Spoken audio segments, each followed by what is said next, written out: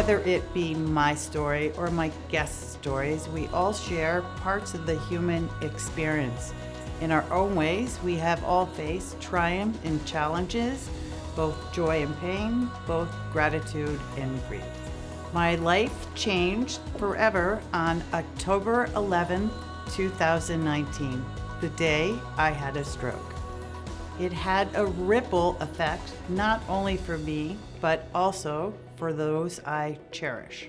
Through grace, we are here today to pay it forward. It's my mission to focus on what brings us together and help people find their path through life stories. Rodney, with his love for God and his love for people, was led to follow his true passion and start a church in Colorado. The name of the church is Place of Victory. So, Rodney. That's me. Everybody has a story. Yeah. Tell us a story.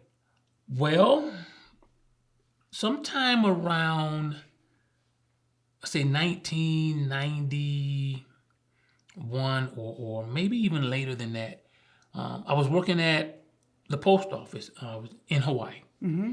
And getting ready to go to work that evening, laid down, I took a nap. And I woke up and my right ear was ringing. And I didn't think much of it, ear was ringing. Went to work, did whatever I had to do. But I noticed when I got to work, I got dizzy. Mm.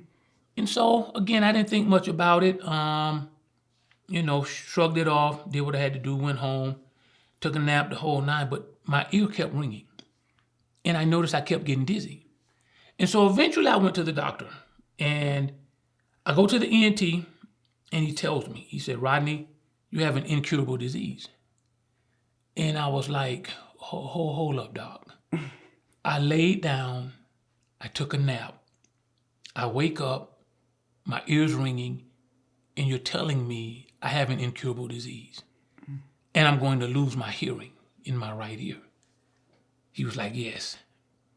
And I'm like, doc, that makes no sense to me. You got to help me to understand this. He was like, well, I don't know what to tell you. It's called Meniere's disease. It's rare. All those facts that you really don't want to hear. Yeah. There's no cure. There's nothing we can do. And I was like, cool. But then on top of that, I didn't have health insurance. Oh, big problem. How am I going to get treated? I don't even have health insurance. My wife had just resigned from her federal job. Oh. And the job I had, I didn't have benefits because I took the job because it made more money, but it didn't have any benefits. And so now here I am with an incurable disease, no medical insurance. And I'm like, God, what am I going to do? And it gets worse. And so now, daily, I'm having these vertigo attacks where I can only lie down. I can't walk. I can't stand. I'm vomiting profusely till I have nothing left but bile. And there's no cure. And the ear is ringing. And it's, when you go from silence at night to a constant ringing in your ear, you're trying to make adjustments. You don't really know what's going on. So my nights are being messed with because I got this constant ringing. I got this constant spinning. But I got to go to work because I got a wife and 2 small kids. And so I'm going to work and I'm simply praying, I just help me to get across the freeway. I got to get to work. I got a family. But God, I need you to just help me to get there because I can't see. I'm literally walking and I'm trying to feel my way to make sure I don't run into something. And wow. It is wild.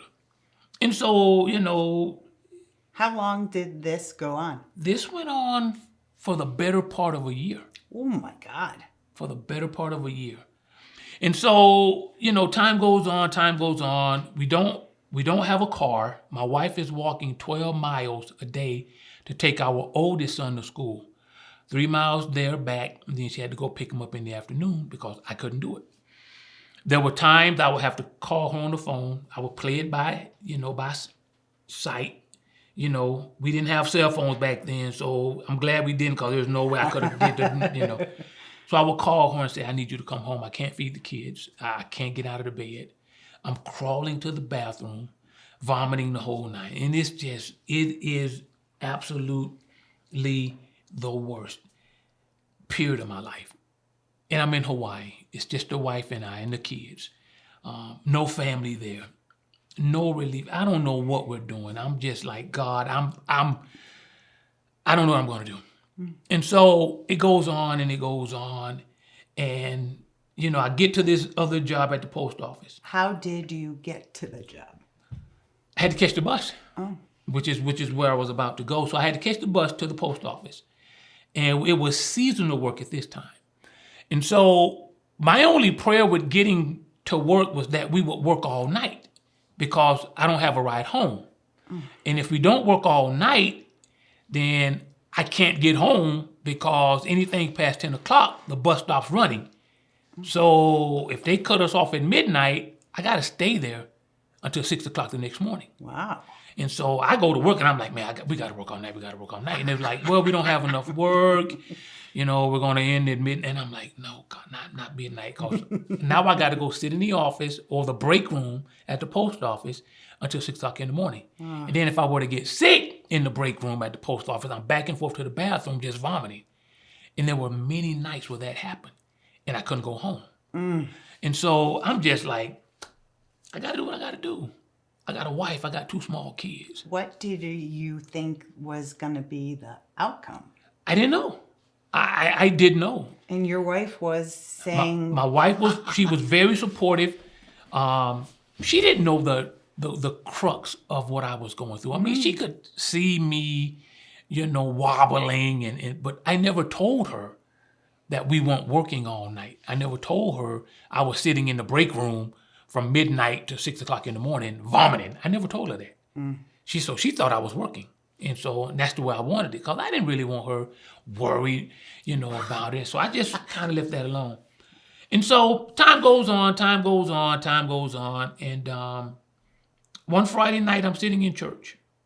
And I'm at my wit's end, because this is going on. And I see no end in sight with the condition, because there's no medicine. There's no cure. So I'm like, God, what is this? Am I going to ever come out of this? And so I'm sitting in church a Friday night, and my pastor is taking the offering. And he walks past me, and he turns around, and he puts his finger in my face. And he says, thus saith the Lord. He said, God told me to tell you, you think your blessing is on the mainland, but I'm going to show you and I'm going to show them that I am God. Wow. That was a Friday night. Monday, I get a job. I get a call for an interview. I go on that interview.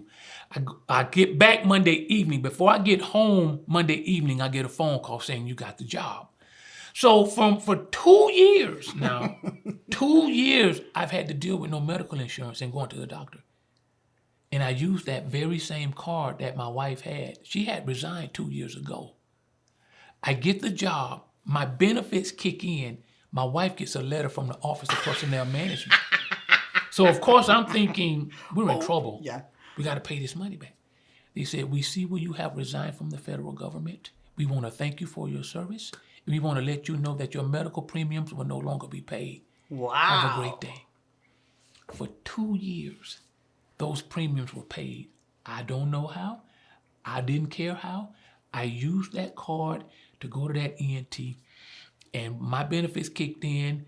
Now I'm able to really go see a doctor and really get treatment. And from that point, I found a guy who was able to treat me, and I could slow down. I could rest. And that's really how things got better. I was able to rest. Before, I couldn't rest because I didn't have benefits. So I had to go. And so in my going, it really made the problem worse.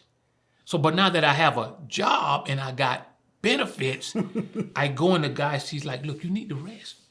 He said, you need to rest. And so I took like 2 weeks and just slept. And from that day to this day, it's been more than manageable. It was just like a stress thing. Wow. That really kind of kept it at its height. And once I was able to eliminate the stress of it, the vertigo, I haven't had a vertigo attack in God knows how long. Yeah. Because I'm able to rest. I wasn't able to rest when you can't provide for your family, and you can't get your kids Christmas, and you can't buy your kids clothes, and you can't get food, and you don't have a car, and your wife is walking 12 miles a day. You can't rest. I can't just, well, I'm just not going to go to work today. You guys, no. I got to make it do what it do. And I did for 2 years. So what did the doctors, just one doctor said? Yeah, one doctor diagnosed it as Meniere's disease. The other guy, he called it Meniere's disease as well.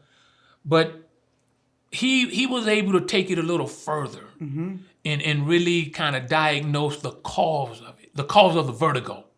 And it was stress and sodium. So he was like, hey, you got to lay off the pork. You got to cut out the sodium out. I'm like, hold up, player. I'm from down south. We hey, look at him. Pork chops is a staple. You know, we eat pork chop for everything. We eat bacon. And I'm like, man, I ain't going to. Doc, if I got to do that, I might as well just pack up and go home. Because I ain't going to make it. But I cut out the sodium. I reduced my stress. And did your co-workers know? No. I never told anybody. Because I didn't want to be looked at, like a problem. Yep. Okay, I'm going to go back. Go back. Okay. Hungry, unemployed, lack of money. Was God there with you then? Yes. And you wanted to be a pastor? Yes. I love what you said, what you just asked. Was God with you then? Mm-hmm. And I think for a lot of people, God has become conditional. And if the conditions are great, it's kind of like the weather. If the conditions are great, then everybody's happy. You know what I'm saying? You look outside today and the conditions are wonderful. So, but when it's snowing and it's dark and the wind is blowing, there's no difference. So he was always with me. And that's what it taught me, that no matter what you're going through, I'm here with you. Mm-hmm. And if you don't focus on that, you will get through it by just leaning and knowing that I'm with you. So it taught me that God is not conditional.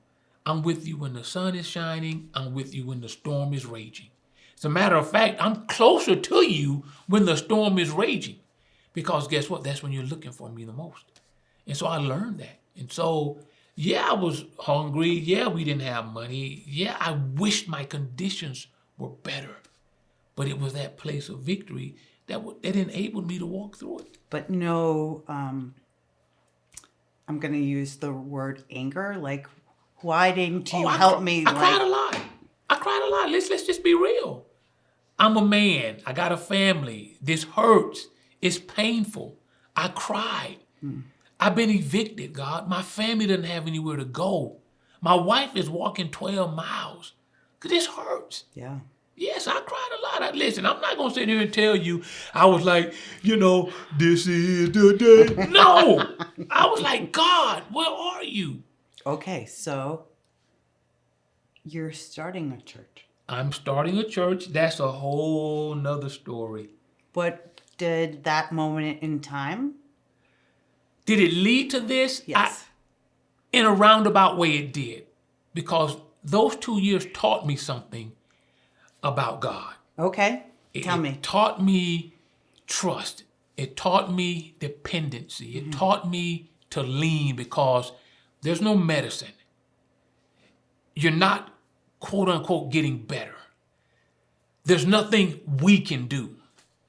And so I had scriptures in my pocket that I had written down. And when I would feel vertigo coming on, I would pull out that paper and I would just read them as I'm walking. And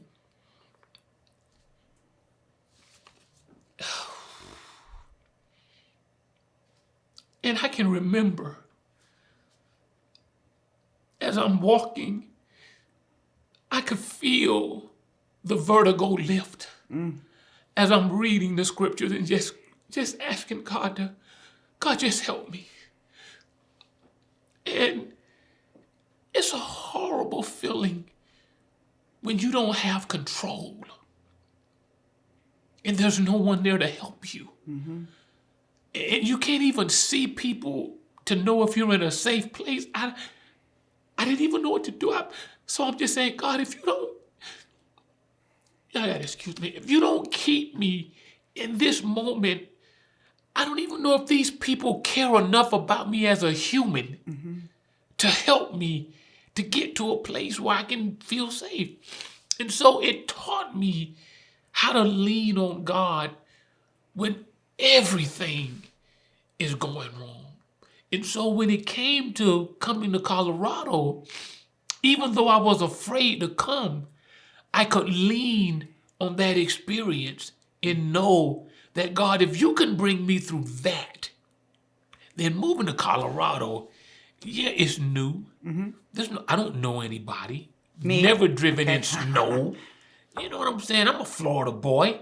I've been tropical weather my entire life.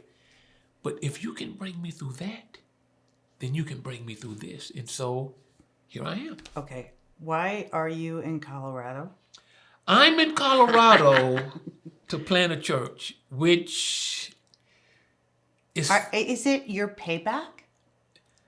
I wouldn't call it, when you say payback, are we talking like pay it forward kind of payback? Correct. I don't think so. Really? Because I knew pastoring was in the call. I knew it. Now, I've known it for probably the better part of 20 years. But I thought it was going to be in Hawaii. I mean, I've been in Hawaii for 20 plus, for a total of 28 years. I mean, I like to say I grew up in Hawaii. And so in my mind, I'm thinking, this has to be where it's going to happen. You know, my greatest trial in life happened in Hawaii. So I'm thinking the greatest victory is going to happen in the same place. That is a great expression. And so I'm thinking, hey, God, this was my worst. This is going to be my highest. Got to be in the same place. There's no way I went through all of that for me to have to leave. I'm like, so this has to be the place. But it wasn't. It wasn't. Well, I had just bought a home. Oh, my. Had it built from the ground up. That was my retirement house. I'm set. I've already calculated everything down to the penny. Mortgage, the whole nine. I'm like, baby, when I walk out the door of this job, the mortgage is paid for. We are set. We are good. And God was like, well, yeah, that sounds real good, Rodney. And I love the fact that you're so meticulous in your planning. But I'm not done with you. And he's like, go to Colorado. And I'm like, I'm not going. And he was like, go to Colorado. And I'm like, I'm not going. Wow. No, not happening, God. So for 2 years, I'm like, I'm not going. Do what you want to do. But I'm not going. But and then one day. Here I am. Yeah. One day, my good friend in Florida, he got into me. He lit into me. And he challenged me. He challenged my faith. So if I go back to that story of sickness, my faith is really increased. It taught me to trust God. It taught me to depend on God. But there's a time period between when that got better and now God telling me to do something else. So in that time period, guess what? I'm relaxing. You know, my health is better. You know what I'm saying? God, I got me a job. I'm making more money than I've ever made. I got me a brand new house. I'm all good, right? I'm great. Yeah. I'm great. So why you want to upset the apple cart? Why not just do it here? No, go to Colorado. And your wife and kids? My wife. Well, my boys are grown by now. My wife is ready to go. Oh. She's ready to go. Okay. Matter of fact, she's already gone. For all intents and purposes, my wife is in Colorado. She's just physically in Hawaii. Yeah, well, okay. But she's in Colorado. But I ain't going. But I get back and I'm like, okay, God. Okay, I'll do this. So I call my boss. And I'm thinking, I'm going to tell her I need to get to Colorado. She's going to tell me no, da. So I say, hey, I need to get to Colorado. She says, oh, not a problem. I was like, well, dang. She said, I make some phone calls. I make some emails. And again, I'm thinking, she ain't going to do it. She did it that day. Wow. That day, she picked up the phone, made some phone calls. And people are asking, when can he come? And I'm like, God, you got to be kidding me. That was somewhere around in April. By June, I had the job. Wow. By July, I'm doing a house hunting trip. By October, I'm in Colorado. And so when I said yes, once again, he shows me, I got you. So that's your passion. That's my passion. That's what I love to do. And the passion about spreading the word? Spreading the word, helping people, encouraging people. Actually, that's how the name of the church came about, Place of Victory. And to me, it's not the name of the church. It's the mission of the church, Place of Victory, because that's where God wants everyone to have that place of victory. In my darkest hour, it was getting to that place of victory.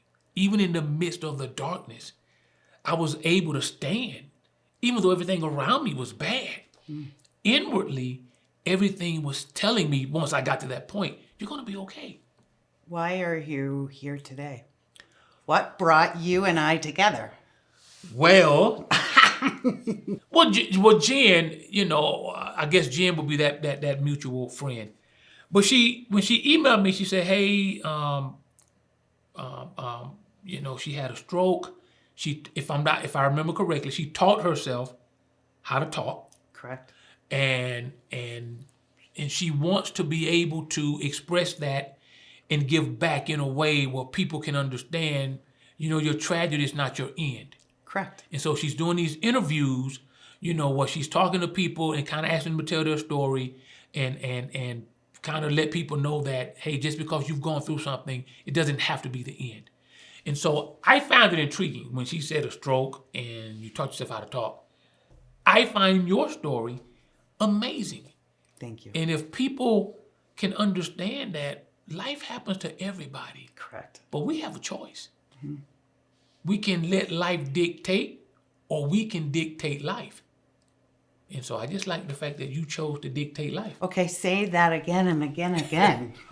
I like the fact that life is, our problems at the end. We have to learn how to dictate life. Yep. And not allow life to dictate us. And to hear you taught yourself. And then you're doing real estate, if I'm not mistaken. Correct. Which means you're talking to people all the time. Meeting people. Right. Yeah. You put yourself out there. Mm-hmm. You decided, I'm not going to let this dictate me. I'm going to dictate it. But that is the true meaning behind this. Yeah. I still talk funny. I don't know about your job, but we can do it. We can do it. Okay. Life is in trouble. I love you. And thank you. You are welcome. Thank you for being here. Thank you. Thank you for having me. My pleasure. Do you have a story to share? I'd love to hear from you. Please visit LoriCorken.com. There you will find more stories like the one you heard today with our series, The Power of a Voice.